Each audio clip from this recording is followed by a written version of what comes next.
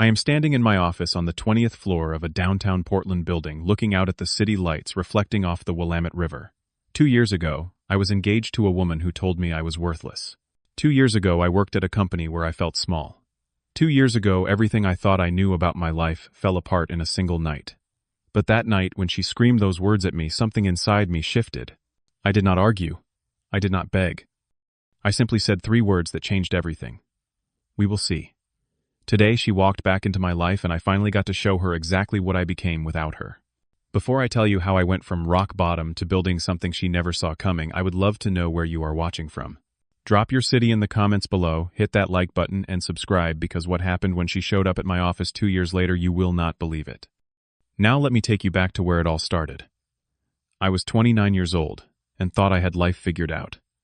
My name is Craig, and I worked as an account manager at a mid-sized marketing firm in Portland. Nothing fancy, nothing glamorous, just steady work with decent people. I had been engaged to Diana for 8 months.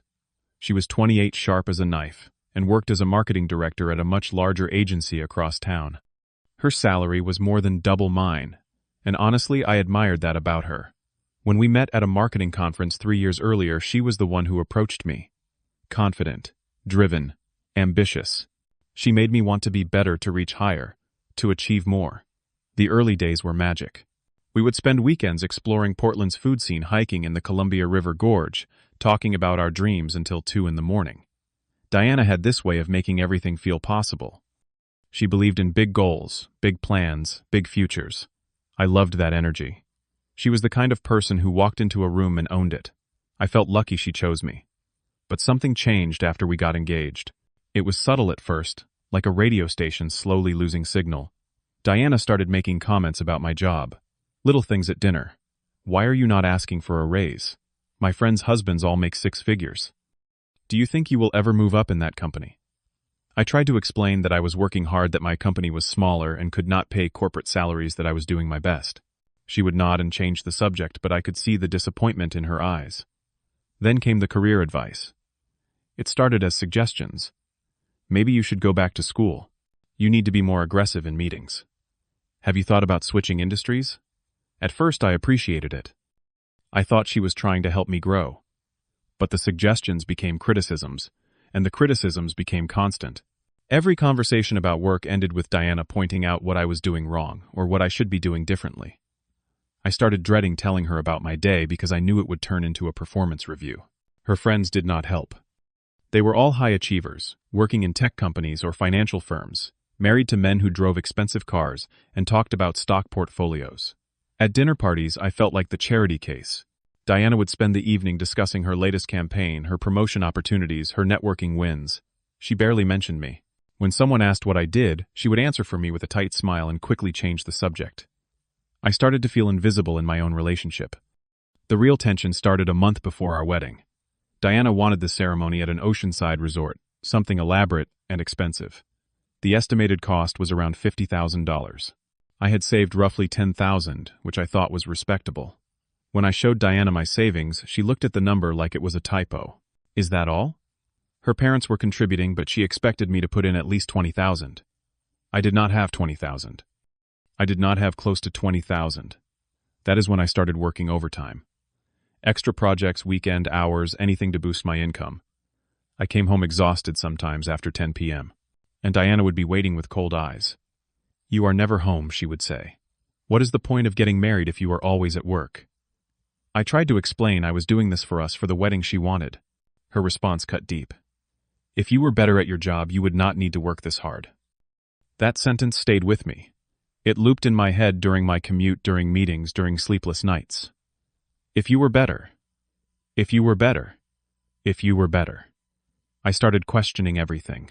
Was I really not good enough? Was I holding her back? Diana was successful, admired going places. Maybe she deserved someone who matched her level. Maybe I was the problem. These thoughts ate at me, slowly eroding whatever confidence I had left. I stopped talking to my friends about the relationship. I stopped talking about my own feelings. I just worked harder, hoping that somehow if I made enough money, earned enough praise, climbed high enough, she would look at me the way she used to. But deep down in a place I did not want to acknowledge, I knew something was broken. I knew this was not what love should feel like. Love should not make you feel small. It should not make you question your worth every single day. But I ignored that voice, because I was terrified of the alternative. What if she was right? What if I really was nothing without her? The breaking point came on a Friday night, 3 weeks before our wedding. I came home with news I thought would finally make her happy. My boss had called me into his office that afternoon and offered me a promotion, senior account manager. It came with a 15% raise and more responsibility. I was thrilled. For the first time in months, I felt like I had something good to share, something that might earn her approval. Diana was in the kitchen when I walked in, pouring herself a glass of wine. I told her about the promotion, trying to keep the excitement in my voice measured. She turned to look at me, and I waited for the smile, the congratulations, the pride. Instead, she took a sip of wine and said, 15%. That is barely anything. You are still making less than half of what I make. The words hit me like cold water. I stood there holding my briefcase, feeling the excitement drain out of me. I tried to explain that it was a good step, that it showed the company valued me. She cut me off. Craig, when are you going to understand that incremental progress is not enough? You need to make real money. That sparked the argument. I asked her why money mattered so much. She said I was being naive, that financial stability was important, that she was tired of worrying about our future. I said I was doing my best, that not everyone could be a director at 30. She shot back that maybe not everyone should get married if they cannot contribute equally. The conversation spiraled. Every grievance, every resentment we had been holding, came pouring out. She accused me of being complacent. I accused her of being controlling. She said I lacked ambition. I said she lacked compassion. Then she said the thing that would change everything. I asked her directly, do you even want to marry me? Or do you just want someone who makes more money? She turned to face me, and her eyes were cold in a way I had never seen before. You want to know the truth. You are nothing without me. Without my connections, my guidance, you would still be stuck in that dead-end job making $40,000 a year. I made you who you are today. The room went silent. I could hear the hum of the refrigerator, the distant sound of traffic outside. My heart was pounding so hard I thought she could hear it. I stared at her, this woman I had planned to marry, and saw a stranger. She kept going, her voice sharp and certain. So yes, maybe I do deserve someone better. Someone who does not need me to hold their hand through every career decision. I felt something crack inside me. Not my heart. Something deeper. It was the final thread of self-doubt she had been weaving around me for months. In that moment, I saw everything clearly. She did not love me. She never loved me. She loved the idea of fixing me, of molding me into someone she could show off. I was a project to her, not a partner. I spoke quietly, more to myself than to her. We will see about that. She laughed, actually laughed. What is that supposed to mean? I looked at her and repeated it stronger this time. We will see if I am nothing without you. She rolled her eyes and walked away, dismissing me like she dismissed everything I said. That night, I did not sleep. I sat in the darkness of our bedroom listening to Diana breathe beside me and replayed the last 3 years in my mind. Every time she corrected me in public. Every time she made me feel lesser. Every time she turned my achievements into failures, I thought about the man I used to be before I met her. Confident, happy, sure of myself. Where did that person go? When did I start believing I needed her approval to exist? By sunrise, I knew what I had to do. I got dressed quietly, left the apartment, and went to a coffee shop. I called Diana and asked her to meet me there. When she arrived, she looked annoyed, like I was wasting her time. I did not drag it out. I pulled the engagement ring from my pocket and placed it on the table between us. I cannot marry someone who thinks I am worthless, I said. Diana stared at the ring, then at me. For a second, I thought I saw something human in her expression, but it passed. She picked up the ring without a word, dropped it in her purse, and stood up. You are making the biggest mistake of your life, she said. You will never find anyone like me, and you will never make it without my help. She walked out of the coffee shop without looking back. I sat there for an hour drinking cold coffee, feeling the weight of what I had just done. Part of me was terrified. Part of me felt lighter than I had in years. I had no idea what came next, but I knew with absolute certainty that I could not spend another day being told I was not enough. The first week after the breakup was brutal. I moved out of the apartment Diana and I shared and crashed with my old roommate Marcus. He lived in a small 2-bedroom place across town and had an air mattress he let me use. I spent those early days canceling wedding plans, losing deposits, and fielding calls from confused relatives. My mother cried on the phone, asking what happened. I could not explain it. How do you tell someone that your partner made you feel invisible? That you left because staying would have killed something essential in you? I lost about $3,000 in deposits. The venue, the photographer, the caterer. Money I had scraped together through overtime and extra freelance work. It hurt, but not as much as I thought it would. What hurt more was the silence. Diana did not call, did not text. It was like I had never existed in her life. That told me everything I needed to know. But something strange happened in that silence. I started to feel like myself again. Little things. I woke up without that knot of anxiety in my stomach. I could make decisions without second-guessing whether Diana would approve. I ate breakfast without being told I was eating too many carbs. I watched the shows I wanted to watch. I laughed at Marcus's dumb jokes without worrying someone would judge me for it. For the first time in 3 years, I felt free. Marcus noticed the change. One night, about 2 weeks after the split, we were sitting on his couch eating pizza, and he said, "Man, I am proud of you. That took guts." I asked what he meant. He hesitated, then admitted he had always thought Diana was controlling but never said anything because it was not his place. Hearing that validated something I had been too afraid to admit. I was not crazy. I was not overreacting. The relationship really was toxic. That conversation sparked something in me. If Marcus could see it, how many other people saw it? How many times had I ignored red flags because I was too invested to walk away? I started thinking about the last 3 years differently. Not as a failure, but as a lesson. I learned what I did not want. I learned what I would never tolerate again. And I learned that I was capable of choosing myself even when it was terrifying. 2 weeks turned into a month. I still had my job, but I felt restless. Every day at the marketing firm felt like I was playing it safe, doing the minimum, staying in a comfortable box. Diana's voice echoed in my head, but this time it had a different effect. She said I was nothing without her. What if I proved her wrong? Not for her, for me. What if I took the biggest risk of my life and built something of my own? The idea scared me. I had no business experience, no startup capital, no safety net, but I also had nothing to lose. I was 30 years old, single, living on an air mattress. If I was ever going to take a shot, this was the time. I spent a week wrestling with the decision-making lists of pros and cons, calculating risks. Then I stopped calculating and just decided. I walked into my boss's office and gave my 2 weeks' notice. He was shocked. "Craig, you just got promoted. You are one of our best account managers. Why would you leave?" I told him. I appreciated everything, but I needed to prove something to myself. He did not understand, but he respected it. My last day at the firm was bittersweet. I liked my coworkers. I liked the work. But I knew if I stayed, I would always wonder what if. The idea was simple. I would start my own marketing consultancy. Small businesses needed help with social media content strategy and digital advertising, but they could not afford big agencies. I could be the bridge. I named the company Momentum Marketing Solutions. The name felt right. Momentum, forward motion, progress. Everything I wanted my life to be. I registered the business, built a basic website, and started reaching out to everyone I knew. Former clients, old coworkers, friends of friends.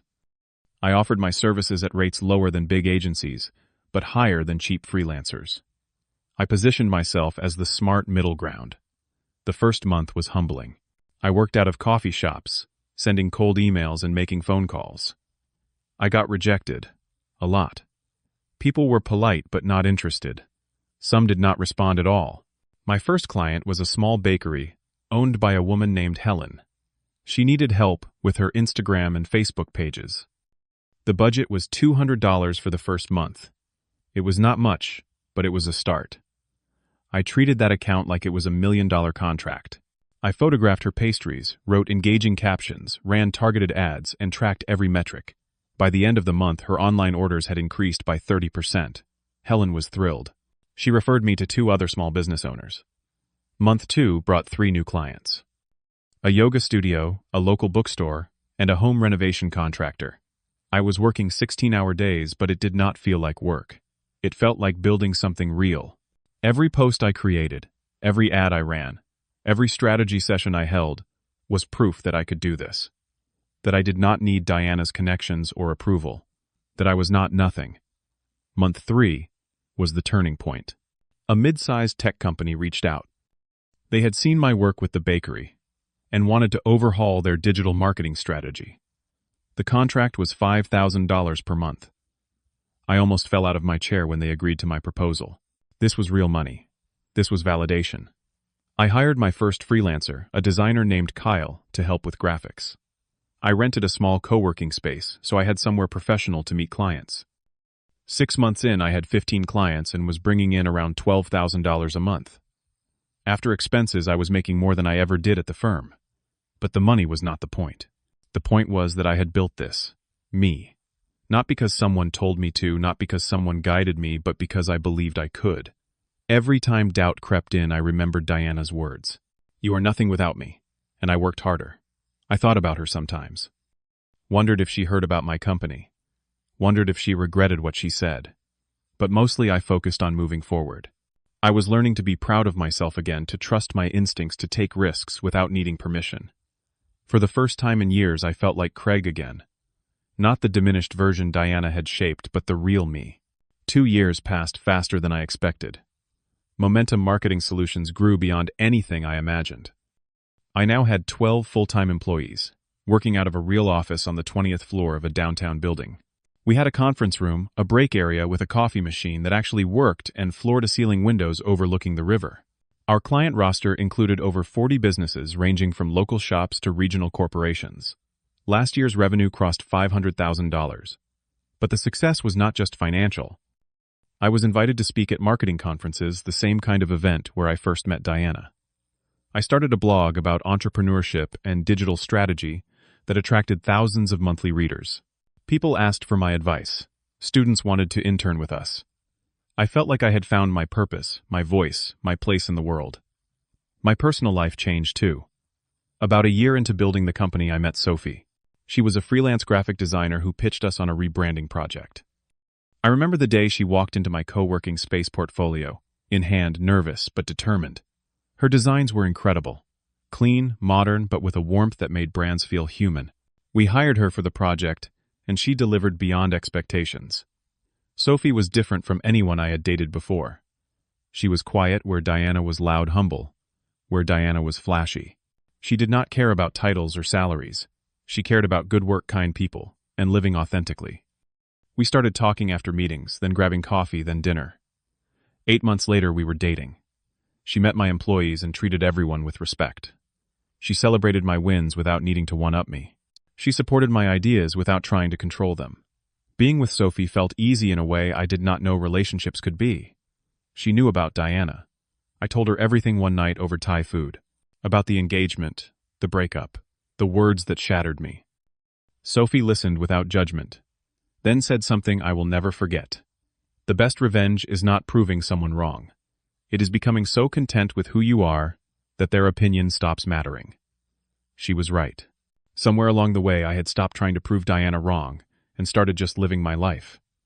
Then, on a Wednesday afternoon in late September, my assistant knocked on my office door. "There is someone here to see you.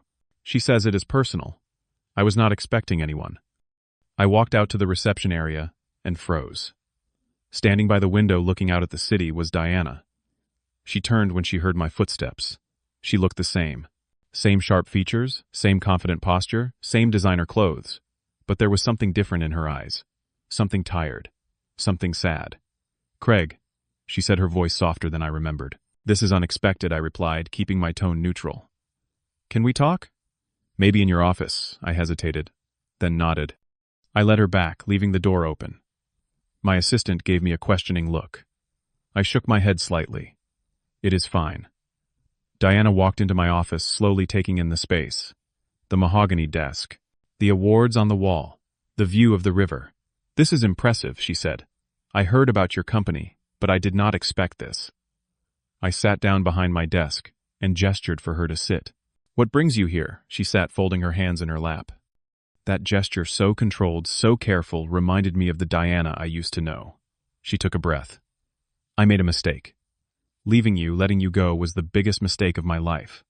I did not respond. I just waited. She continued, her words coming faster.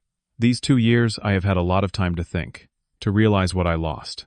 You were the best thing that ever happened to me, Craig. I was so focused on success, on money, on status, that I could not see what really mattered. She paused, looking down. I got married last year, to a man who had everything I thought I wanted, a vice president at a finance firm.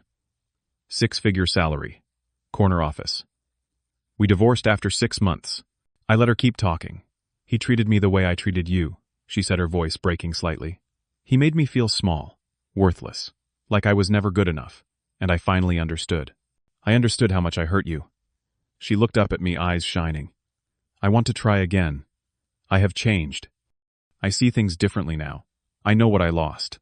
She reached across the desk, trying to take my hand. I pulled back gently. Diana, I appreciate you coming here. I really do. And I'm glad you learned something from your marriage. But the answer is no. She blinked clearly, not expecting that. But I thought, do you not want to hear me out? I did hear you out, I said calmly. And I forgive you. I forgive you for the things you said, for the way you made me feel. But forgiveness does not mean going back. 2 years ago you told me I was nothing without you. You were wrong. But more importantly, I was wrong too. I was wrong to believe I needed your validation to have value. I was wrong to let someone else define my worth. I built this company not to prove you wrong, but to prove to myself that I could. And along the way I found someone who sees me for who I am, not for what I could become. Diana stiffened. You are with someone else. Yes, I said. Her name is Sophie. She is a designer. And before you ask, no, she does not make 6 figures. But she makes me happy. She makes me feel valued.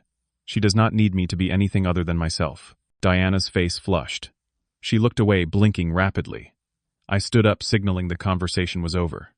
I wish you well, Diana. I hope you find what you are looking for. But it is not with me. I walked to the door and opened it. She stood slowly, gathering her purse. She stopped in front of me. I really am sorry, Craig. I know, I said. Take care.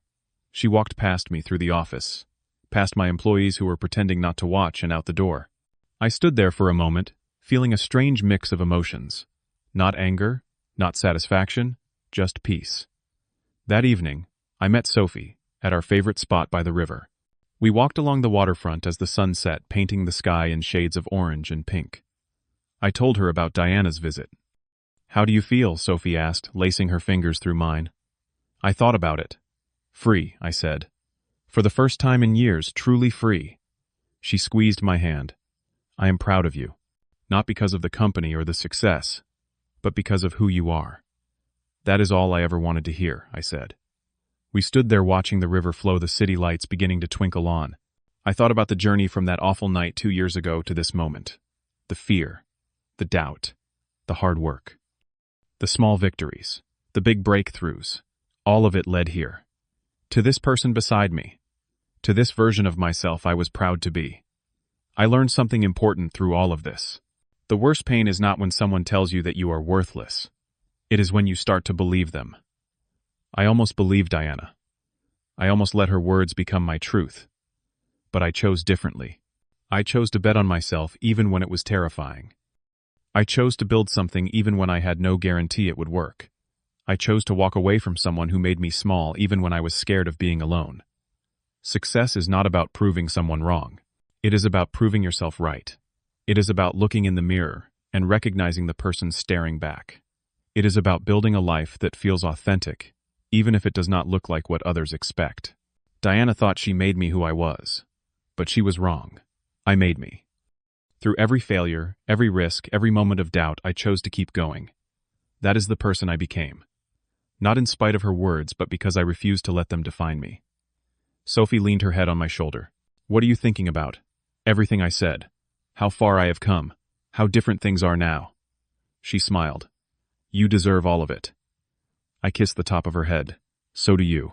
We stayed there until the stars came out, talking about the future. Making plans, dreaming out loud. The kind of dreams built on partnership, not competition. On support, not control. On love that lifts you up instead of tearing you down. Sometimes the people who hurt us teach us the most valuable lessons. Diana taught me what I will never accept again. She taught me the difference between someone who loves you and someone who loves the idea of fixing you. She taught me that I do not need permission to be ambitious, to take risks, to build something meaningful. Most importantly, she taught me that I am enough, just as I am. not because of what I achieve or how much I earn, but because I choose to believe in my own value. As I stood there by the river with Sophie, I felt something I had not felt in years. Contentment. Not the temporary happiness that comes from external validation, but the deep, steady peace of knowing yourself and liking what you find. I thought about the Craig from 2 years ago, sitting in that coffee shop handing back an engagement ring, terrified of the unknown. I wished I could tell him it would all work out, that the fear would pass, that on the other side of that pain was a life better than anything he imagined. But maybe he needed to walk through that fire to get here. Maybe we all do. Maybe the only way to discover what we are capable of is to have everything stripped away and choose to rebuild anyway. I would not change what happened. The heartbreak, the anger, the late nights, wondering if I made a mistake. All of it shaped me into someone stronger, wiser, more sure of himself. I turned to Sophie. Ready to head home, she nodded, and we walked back toward the parking lot, hand in hand. The city stretched out around us, alive with possibility. Somewhere out there, Diana was probably driving home, processing our conversation, maybe regretting things, maybe not. It did not matter anymore. Her chapter in my story was closed. I had written a new one, and it was better than anything she could have imagined for me. Sometimes the best thing someone can do for you is walk away. It forces you to stand on your own, to find strength you did not know you had to build something entirely yours. Diana walking away was the greatest gift she ever gave me, even if she did not mean it that way. It freed me to become the person I was always meant to be. So here is what I know now. You are not defined by who loves you or who leaves you. You are not defined by your salary, your title, or your achievements. You are defined by how you treat yourself when no one is watching. By the choices you make when everything feels impossible. By whether you give up or keep going when the voice in your head says you are not enough. I chose to keep going, and that choice made all the difference. Have you ever had someone make you feel like you were not enough? Have you ever had to walk away from a relationship that was tearing you down? Drop your story in the comments, because I know I am not the only one who has been through this. If this story resonated with you, hit that like button and share it with someone who needs to hear it.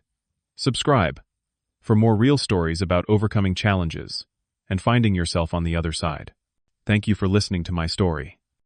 I hope it reminds you that you are capable of more than you know, and that sometimes the best revenge is simply living well. Take care of yourselves out there, and remember you are always enough exactly as you are.